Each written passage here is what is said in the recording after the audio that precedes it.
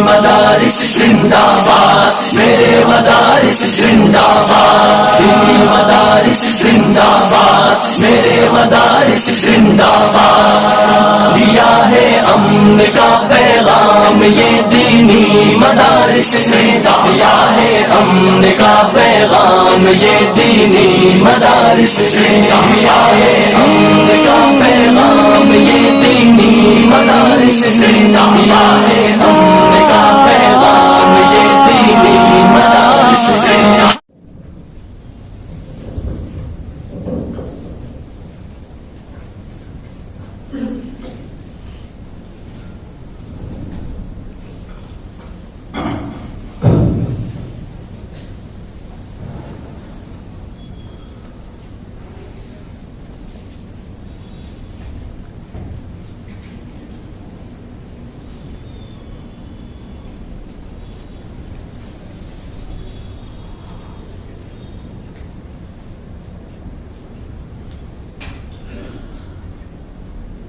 الحمد لله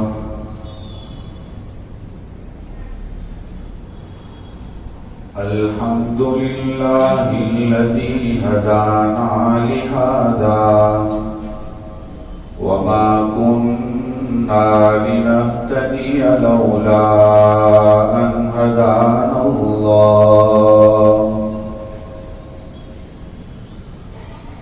لقد جاءت رسل ربنا بالحق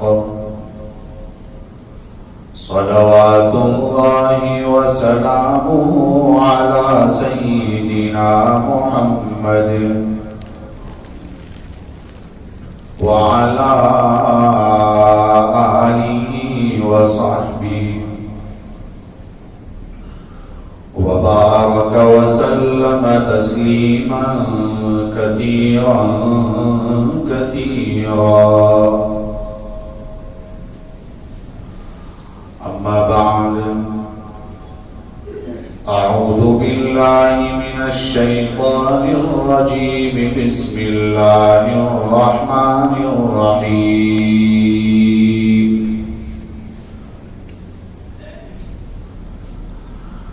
وَإِذَا نَادَيْتُمْ إِلَى الصَّلَاةِ اتَّخَذُوهَا هُزُوًا وَلَعِبًا ذَلِكَ بِأَنَّهُمْ قَوْمٌ لَا يَعْقِلُونَ.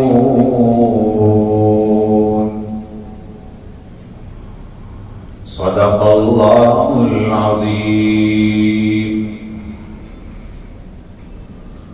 ایک بار درود پاک پڑھیں.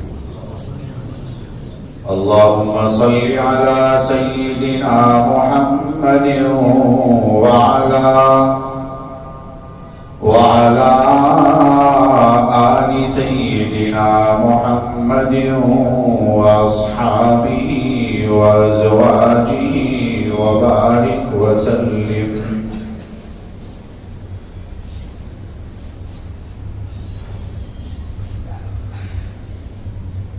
بزرگوں اور بھائیوں،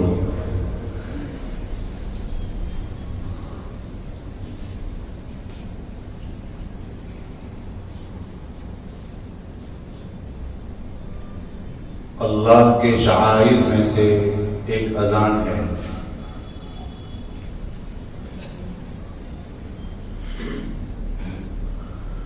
شعائر یہ شعیرتن کی جمع ہے اور اس کے معنی نشانی کے آتے ہیں. شعائر ان جگہوں کو کہتے ہیں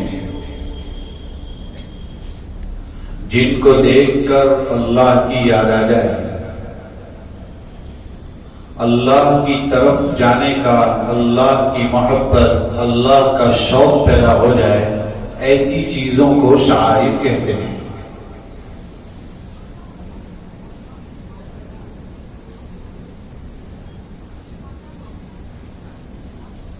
حضرت شاہ ولی اللہ صاحب محدث دہلوی رحمت اللہ علیہ نے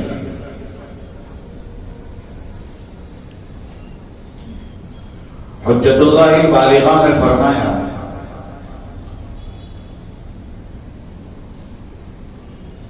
شعائر وہ ہیں کہ جن کے ذریعے اللہ کی عبادت کی جائے.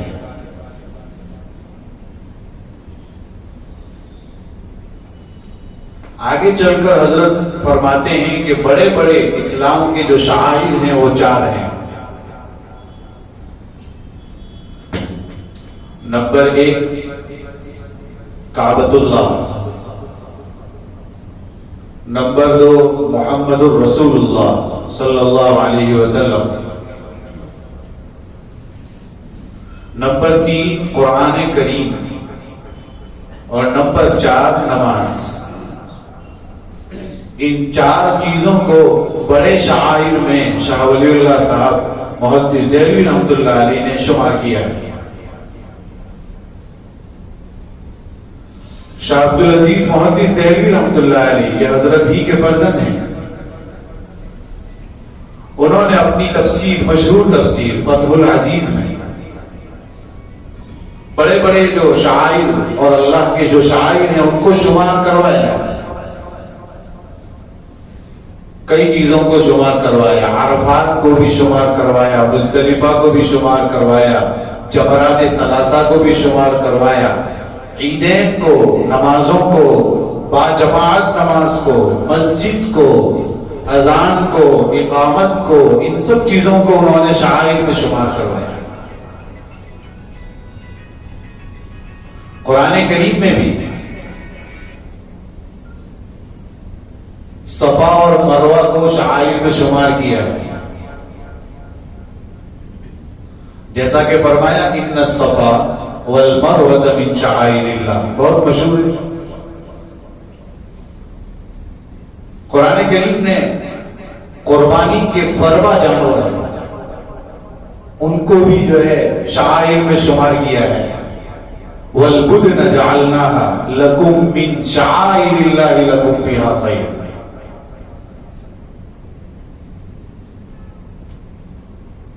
خلاصہ یہ ہے کہ شعائر وہ ہیں جن کو دیکھ کر اللہ کی یاد آ جائے. اور یہ شعائر متعین کون کرتا ہے؟ فرمایا اللہ اور اس کے رسول کرتے ہیں. اگر آج کا کوئی انسان کہے کہ یہ شعائر میں سے ہے, اس کی بات نہیں مانی جائے گی بلکہ اسے گمراہ سمجھا جائے گا. یہ متعین کردہ چیزیں ہیں اور اس کا جتنا احترام کرنے کو شریعت نے بتایا ہے اتنا ہی کرنا ہے, اس سے زیادہ کرنے کو بھی منع کیا ہے. جیسے حجر اسود یہ اللہ کے شعائر میں سے ہے. فرمایا کہ حجر اسود کو طواف کرتے ہوئے بوسہ لینا ہے. تو بوسہ لینا تو ثابت ہے اس کے ادب میں, لیکن اگر کوئی بھول چڑھا ہے, نظر مانے, کچھ ادھر ادھر کی حرکت کرے, کوئی سجدہ کرے, فرمایا اس کی اجازت نہیں ہے. جتنا کہا ہے اتنا ہی کرنا ہے. یہی تو وجہ تھی کہ حضرت عمر رضی اللہ تعالیٰ عنہ نے یہ فرما دیا تھا کہ تو ایک پتھر ہے, نہ تو نفع دے سکتا ہے نہ نقصان دے سکتا ہے. اگر میں نے میرے محبوب کو بوسہ لیتے ہوئے نہ دیکھا ہوتا تو تجھے میں بوسہ نہ لیتا.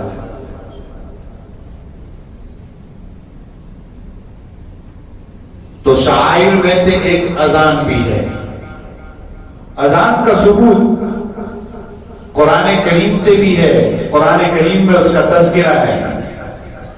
جیسا کہ خطبے میں آیت پڑھی یہ سورہ مائدہ کی آیت نمبر 58 ہے, جس میں اذان کا تذکرہ ہے کہ جب تم کو یا جب تم پکارو نماز کی طرف, وَإِذَا نَادَيْتُمْ إِلَى الصَّلَاةِ, جب تم پکارو گے نماز کے لیے تو کچھ لوگ ایسے ہوں گے جو اس کو مذاق بنائیں گے, ٹھٹھا بنائیں گے.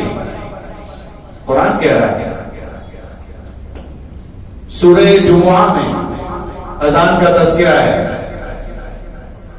فرمایا یا ایھا الذین آمنوا اذا نودی للصلاۃ من یوم الجمعہ, اے ایمان والو, جب نماز کے لیے پکارا جائے تو تم مسجد کی طرف چل پڑو. وذروا البیع, اور کاروبار بند کر دو, چھوڑ دو. یہ جمعہ کی نماز کے لیے بتایا. دو جگہوں پر قرآن میں اذان کا تذکرہ، اور ویسے حدیث سے اذان کا ثبوت وحی غیر مطلوع یعنی حدیث شریف سے ثابت ہے۔ نبی کریم صلی اللہ علیہ وسلم جب مدینۃ المنورہ تشریف لائے تو مسجد نبوی کی بنیاد ڈالی گئی، مسجد نبوی کو تعمیر کیا گیا، اس سے پہلے مسجد قباء بنائی گئی تھی جس کا تذکرہ قرآن میں ہے لمسجد اسس علی التقوی۔ لیکن اس کے بعد آپ نے مسجد نبوی کی تعمیر فرمائی، اور جب مسجد نبوی میں باجماعت نماز ہونے لگی تو پھر ضرورت پڑی کہ لوگوں کو بتایا جائے کہ نماز کب قائم ہوگی، اس کی ضرورت پڑی۔ تو کیا کیا جائے؟ اس کے لیے آپ صلی اللہ علیہ وسلم نے صحابہ کرام کو مشورے کے لیے بلایا۔ جب سب جمع ہو گئے پوچھا گیا کہ بھائی بتائیے کہ اذان کے لیے جو ہے نماز کے لیے لوگوں کو دعوت دینی ہے، کیا نشانی ہوگی، کون سی چیز قائم کی جائے جس کے ذریعے پتا چلے کہ نماز قائم ہونے والی ہے؟ کسی نے مشورہ دیا کہ جھنڈا بلند کیا جائے، لوگوں کو بتایا جائے جب جھنڈا ہوا میں اس کو گھمائیں گے اور لوگوں کو بتائیں گے تو اس سے پتا چلے گا کہ نماز کھڑی ہونے والی ہے۔ اسے پسند نہیں کیا گیا۔ کسی نے کھڑے ہو کر مشورہ دیا کہ ناقوس بجایا جائے، انگلش والے کہتے بیل، ناقوس بیل سمجھ لیجئے، گونگ سمجھ لیجئے، اس کو بجانے کو کہا۔ آپ صلی اللہ علیہ وسلم نے فرمایا مسلمان اور اسلام جو ہے یہ قیامت تک آنے والا مذہب ہے، آفاقی مذہب ہے، عالمی مذہب ہے۔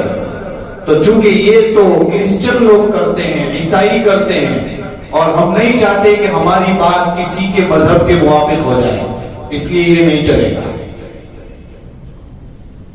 کسی نے مشورہ دیا نرسنگا بجایا جائے، کلیرین کہتے ہیں انگلش والے۔ نرسنگا آپ ایسا سمجھ لیجئے سینگ جیسی کوئی چیز ہوتی ہے جو آگے سے تنگ ہے اور اس طرف سے کھلی ہوئی ہے، ایک طرف سے تنگ ہوتی ہے اور ایک طرف سے اس کا منہ کھلا ہوا ہوتا ہے۔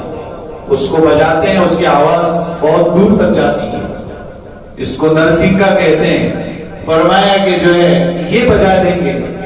آپ صلی اللہ علیہ وسلم نے اسے بھی پسند نہیں فرمایا، کہا یہ تو یہودیوں کی نشانی ہے، یہ ہمارے مذہب کے لیے نہیں چلے گی۔ کسی نے مشورہ دیا کہ آگ جلائی جائے اونچی جگہ پر، جب آگ جلے گی تو لوگ محسوس کر لیں گے کہ بس اذان یعنی نماز کا وقت ہو چکا ہے۔ آپ صلی اللہ علیہ وسلم نے اسے بھی پسند نہیں فرمایا، فرمایا کہ یہ اچھی چیز نہیں ہے۔ آپ کی بہت سارے لوگ دنیا میں پوجا کرتے ہیں، پرستش کرتے ہیں، منع فرمایا۔ اور ہمارے حضرت آگے فرماتے ہیں کہ آگ کے لیے لکڑی کی ضرورت ہے، اور جب لکڑی جلائیں گے تو وہاں سے ایک پولیوشن پھیلے گا، اور پولیوشن کو لوگ پسند نہیں فرماتے، یہ بھی ٹھیک نہیں ہے۔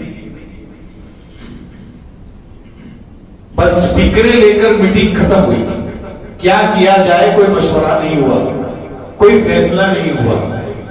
صحابہ کرام فکرے لے لے کر اپنے گھر پہنچے۔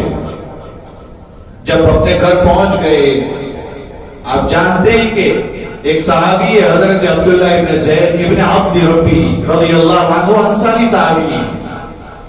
ان کو خواب میں ایک شخص نظر آیا، اور دو شخص یا ایک شخص سبز کپڑے پہنے ہوئے تھے، وہ نظر آئے، اور وہ ان کے ہاتھ میں ناقوس تھا۔ ناقوس کا تذکرہ ابھی میں نے کیا ہے، کرسچن لوگ کرتے ہیں، اس کے ہاتھ میں ناقوس تھا۔ انہوں نے کہہ دیا، یعنی عبداللہ ابن زید کہتے ہیں مجھے چاہیے، بیچ رہے ہیں آپ؟ کہا آپ کو کیا ضرورت ہے؟ کہا یہ ضرورت ہے کہ نماز کے لیے بلانا پڑے گا، تو ہم چاہتے ہیں کہ اسی سے پکار کر بلا لیں گے۔ انہوں نے کہا یہ اچھا نہیں ہے آپ کے لیے، میں آپ کو بتاتا ہوں اچھا کیا ہے۔ اور انہوں نے پورے اذان کے کلمات خواب میں دکھائے۔ تعجب کی بات یہ ہے کہ عبداللہ ابن زید کو پورے خواب میں جو اذان کے کلمات دکھائے گئے تھے، بتائے گئے تھے، وہ سب یاد ہو گئے۔ فوراً صبح اٹھتے ہی نبی کریم صلی اللہ علیہ وسلم کے دربار میں پہنچے. بالکل صبح سویرے کا وقت ہے اور آپ صلی اللہ علیہ وسلم کے سامنے پورا خواب بیان کیا. فرمایا اللہ کے رسول یہ کلمات مجھے دکھائے گئے. آپ نے فرمایا یہ من جانب اللہ ہے, اللہ کی طرف سے ہے, اور کسی کو رکھا جائے بس یہی علامت ہوگی. جبکہ یہی کلمات 20 دن پہلے حضرت عمر رضی اللہ عنہ کو بھی دکھائے گئے تھے, ان کو بھی خواب آیا تھا. بعد میں پتا چلا کہ 10 سے زائد صحابہ اکرام رضوان اللہ علیہم اجمعین انہوں نے گواہی دی کہ ہاں یہی کلمات ہمیں بھی بتائے گئے خواب میں. تو اس سے یقین ہو گیا. پھر آپ صلی اللہ علیہ وسلم پر وحی بھی آئی. بہرحال یہ کلمات متعین ہو گئے, فائنل ہو گئے, اس کا فیصلہ ہو گیا. یہ مقدر میں تھا عبداللہ ابن زید کے, ورنہ بہت سارے صحابہ نے دیکھا تھا. آپ صلی اللہ علیہ وسلم نے کلمات سنتے ہی حضرت بلال رضی اللہ عنہ کو بلایا اور عبداللہ ابن زید سے کہا کہ یہی کلمات بلال کو بتاتے جائیے, وہ پکاریں گے, چونکہ یہ زور سے کہنے پڑیں گے. اسی لیے فرمایا کان میں انگلیاں ڈالنی ہے, اور جب کان میں انگلی ڈالی جاتی ہے تو اس کی حکمت یہی ہے کہ آواز بلند ہوتی ہے. کان میں انگلی ڈال کر اس کو پکارنا ہے. حضرت بلال جوہری الصوت تھے, ان کی آواز بڑی بلند تھی, بڑی خوبصورت تھی, بڑی عمدہ تھی. تو ان کو بلا کر کہا گیا کہ آپ پکاری اذان کو. اور ہمارے حضرت تو یہ فرماتے ہیں کہ اصل میں حضرت بلال کو اس لیے کہا گیا کہ حضرت عبداللہ ابن زید بیمار تھے. بہرحال یہ اذان متعین ہو گئی اور آج تک چلی آ رہی ہے. اذان کی ایک معنویت ہے. فرماتے ہیں کہ برادران اسلام جو خفا ہوتے ہیں کہ اذان کیا ہے کیا نہیں ہے, لیکن ان کو اذان کے اصل میں معنی نہیں معلوم ہے. اذان میں کہیں پر بھی کسی کو مارنے کا حکم نہیں ہے, کسی کو کاٹنے کا حکم نہیں ہے, کسی کو تکلیف پہنچانے کا حکم نہیں ہے, بلکہ اذان تو مکمل سلامتی ہے, کچھ نہیں ہے اس میں. دیکھیے شروع کے 4 کلمات. فرمایا اللہ اکبر اللہ اکبر. کیا فرمایا کہ اللہ سب سے بڑے ہیں, دنیا کی سب چیزیں کچھ نہیں ہے, سب سے بڑی ذات اللہ کی ہے. یہ 4 مرتبہ پکارنے کو کہا, بار بار. جب یہ کہہ دیا, لوگوں کے دلوں میں بٹھا دیا کہ اللہ ایک ہے, تو آگے گواہی دینے کو کہا. اشہد ان لا الہ الا اللہ, میں گواہی دیتا ہوں کہ اللہ تعالیٰ کے سوا کوئی معبود نہیں ہے. اس میں تو کوئی شک بھی نہیں ہے. اسی نے آسمان بنائے, اسی نے زمین بنائی, اسی نے پودے, اسی نے درخت, اسی نے ہوائیں قائم کی. وہی گرمی بھی لاتا ہے, وہی ٹھنڈی بھی لاتا ہے, وہی بارش بھی لاتا ہے, رزق کا انتظام بھی وہی کرتا ہے. تو پھر عبادت کیے جانے کے لائق بھی وہی ذات ہے. اس لیے گواہی دینے کو کہا کہ میں گواہی دیتا ہوں کہ اللہ تعالیٰ کے سوا کوئی معبود نہیں ہے. اور یہ بتایا کس نے؟ 360 ملک کی کوئی حیثیت نہیں, 33 کروڑ خداؤں کی کوئی حیثیت نہیں. 33 کروڑ خدا ہیں. اکبر الہ آبادی کہتے ہیں ہر کنکر ان کا شنکر ہے اور ہر پتھر ان کی دیوی ہے. اپنا تو خدا ہے, واحد ہے, لاکھوں کی عبادت کون کرے؟ اس کی کوئی حیثیت نہیں ہے. یہ حیثیت کوئی نہیں ہے اور صرف اللہ ایک ہے. اس کو بتایا کس نے؟ نبی کریم صلی اللہ علیہ وسلم نے. ہر نبی نے اپنی قوم کو بتایا. اخیر میں آپ صلی اللہ علیہ وسلم تشریف لائے, انہوں نے اپنے صحابہ سے اور صحابہ کے واسطے سے ہم تک یہی پیغام پہنچا, اور قیامت تک کے لیے یہی پیغام ہے کہ عبادت کیے جانے کے لائق ایک ہی ذات ہے, وہ اللہ ہے. جب سرکار کا اتنا بڑا ہم پر احسان ہے تو آگے فرمایا اذان میں اشہد ان محمد رسول اللہ, گواہی دیتا ہوں کہ میں گواہی دیتا ہوں کہ محمد صلی اللہ علیہ وسلم اللہ کے رسول ہیں. ایک 3 چیزیں, پہلے جو ہے وحدانیت, پھر اللہ کے رسول کی رسالت. یہ جو 2 چیزیں بیان کی, فرمایا یہ بیسک ہمارا عقیدہ ہے، یہ ہمارا عقیدہ ہے بیسک۔ جب یہ عقیدہ مکمل ہوا تو فرمایا جب آپ نے مان لیا کہ اللہ ایک ہے، اسی کی عبادت ہوگی۔ اور یہ بتانے والے سرکار ہے، انہوں نے یہ بھی بتایا ہے کہ سب سے عظیم عبادت نماز ہے، اس لیے فوراً کہا حی علی الصلاۃ، آ جاؤ نماز کی طرف۔ نماز اعظم العبادات ہے، سب سے عظیم عبادت میں نماز کو شمار کیا ہے۔ آپ انداز لگا سکتے ہیں کہ نماز کتنی اہم عبادت ہے۔ آج کل مسئلہ کیا ہے؟ آج کل مسئلہ یہی ہے میرے بھائیوں کہ اذان تو ہو رہی ہے تو پرنٹ میڈیا، سوشل میڈیا میں آپ پڑھتے ہوں گے، اخبارات تو آپ پڑھتے ہی ہوں گے، نیوز دیکھتے ہوں گے، لکھنے والے لکھ رہے ہیں کہ اذان اس لیے ہو رہی ہے کہ مسجد جاؤ۔ وہ کہتے ہیں تمہیں ضرورت کیا ہے اذان کی؟ تم تو جو ہے چائے کے گلوں پر کھڑے رہتے ہو، تم تو جو ہے پان کے گلوں پر کھڑے رہتے ہو، ہم تو یہ دیکھ رہے ہیں کہ اذان ہوتی ہی کوئی مسجد نہیں جاتا، تو پھر اس کی ضرورت کیا ہے؟ ایسا لوگ کہہ رہے ہیں۔ یہ ہماری کوتاہی ہے میرے بھائی۔ جیسا کہ مسجد آج جو ہے ہمارے ملک کا ایک مرکزی موضوع بن گیا ہے، ادھر کی مسجد، ادھر کی مسجد، ادھر کی مسجد، کوئی کیا کر رہا ہے اس کی طرف توجہ مت کیجیے، اس طرف توجہ کیجیے کہ ہماری کوتاہی کی وجہ سے ایسا ہو رہا ہے۔ کیوں؟ ہم نے مسجدوں کو کہاں قائم کیا ہے؟ ہم نے مسجدوں کو کہاں آباد کیا ہے؟ ہماری کوتاہی کی وجہ سے وہ ذات ناراض ہے۔ یہی تو وجہ ہے کہ ہم نے مسجدوں کو صحیح طور پر استعمال نہیں کیا۔ مسجد ذکر کی جگہ تھی، مسجد تلاوت کی جگہ تھی، مسجد نماز پڑھنے کی جگہ تھی، اور مسجد بہت ساری چیزوں کی جگہ تھی، نیک اعمال کرنے کی جگہ تھی۔ لیکن رمضان کے علاوہ آپ دیکھیے مسجدوں کا حال کیا، جمعہ کے علاوہ آئیے، فجر میں آئیے، کبھی کتنے لوگ ہوتے ہیں۔ تو میرے بھائیوں، لوگوں کو کہنے کا موقع بھی ہماری وجہ سے مل رہا ہے، یہ ہماری کوتاہی ہے۔ تو میں یہ عرض کر رہا تھا کہ اذان کے معنی لوگوں کو بتانے کی ضرورت ہے۔ آج اذان سن کر مسجدوں کی طرف ہمارا رخ نہیں ہو رہا ہے، یہ ہماری کمزوری ہے۔ فرمایا کہ آ جاؤ نماز کی طرف، 2 بار کہا، اور فرمایا کہ دنیا میں آپ سکسیس تلاش کر رہے ہو، کامیابی تلاش کر رہے ہو، آپ یہ سمجھتے ہو پاؤنڈ میں کامیابی ہے، ڈالر میں کامیابی ہے، روپیوں میں کامیابی ہے، دکان کھولیں گے تو کامیابی مل جائے گی، بزنس کریں گے تو کامیابی ملے گی۔ فرمایا نہیں، کامیابی تو نماز میں ملے گی۔ اسی لیے آگے فرمایا حی علی الفلاح، آ جاؤ کامیابی کی طرف، یہی تو کہا ہے۔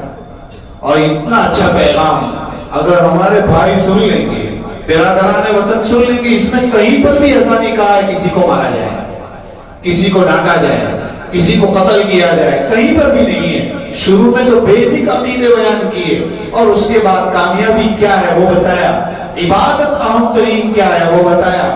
فرمایا آ جاؤ اس کی طرف، ختم اتنا ہی کہا ہے۔ اور فوراً یہ ہو جانے کے بعد صرف فجر کی نماز ایسی ہے کہ جس میں ایک اور کلمے کا اضافہ کیا جاتا ہے، وہ ہے فجر کی اذان، جس میں الصلاۃ خیر من النوم کا اضافہ کیا گیا۔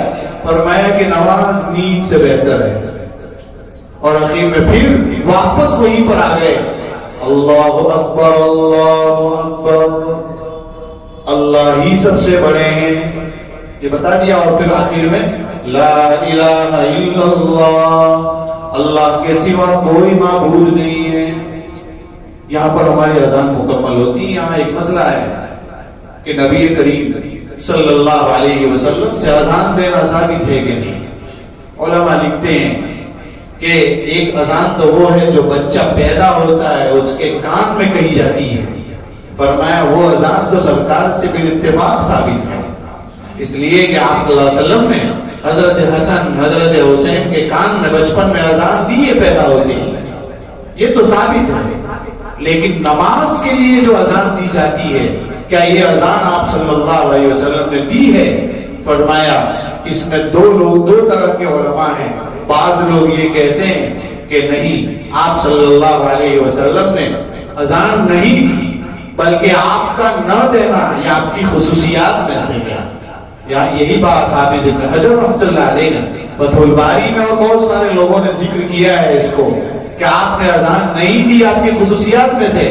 علامہ عبد الحی لکھنوی رحمۃ اللہ علیہ بھی یہی کہتے ہیں.